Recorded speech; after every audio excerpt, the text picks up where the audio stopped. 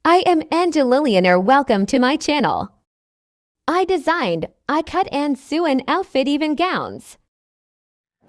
Hello everyone! Today, gagawa na naman tayo ng corset. At ang video na ito is about sa pag-cover natin ng bust pad. I-align natin yung pinakataas na fold. Tapos ilapat. Then markings tayo para sa tahi. Tapos bigyan lang natin ng allowance from markings para hindi tayo mag-short. Tapos ikat na natin.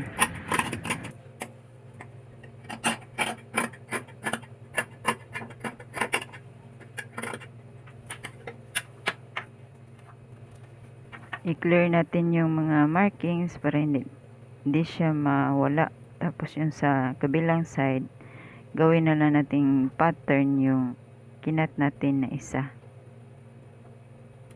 Tapos cut ulit.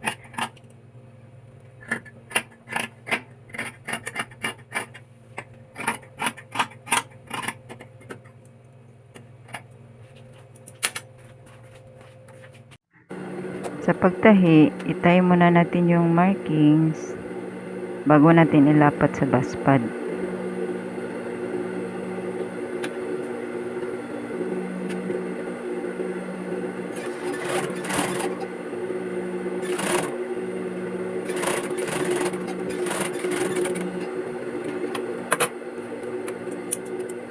Tapos cut na natin yung extra na cloth.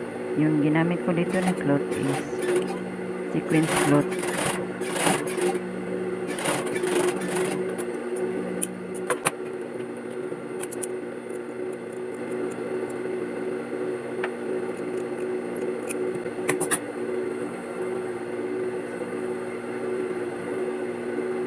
Pagkatapos natin siyang itahi yung mga curves, ilapat na natin siya sa bust pad tapos itahi.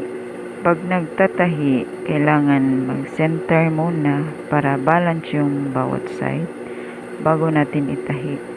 Tapos yung center, ipin natin para alam natin kung hindi na siya naka-center pagka tinahi na natin. Una natin itahi sa likod, tapos i-flip natin doon sa harap para malinis siya tingnan.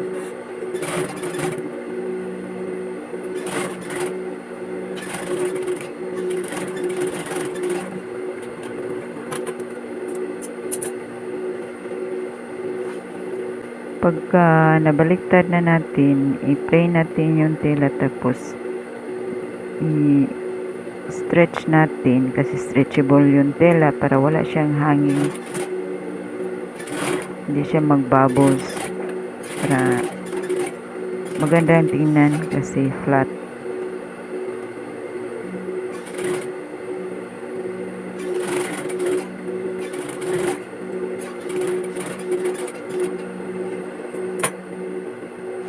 Ganon din siya sa kabilang side.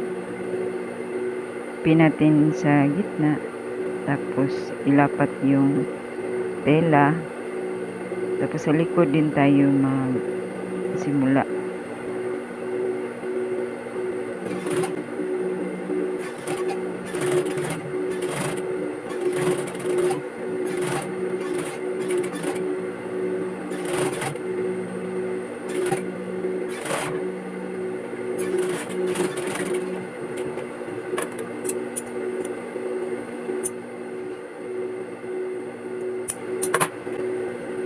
Kailangan i-stretch talaga yung tela para malinis siya tingnan, lapat na lapat doon sa bust pad.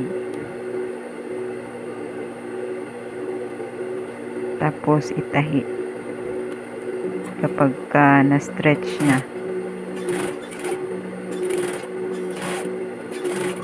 Mas maganda ipin mo siya kung hindi ka sanay kasi para hindi mag-move yung tela.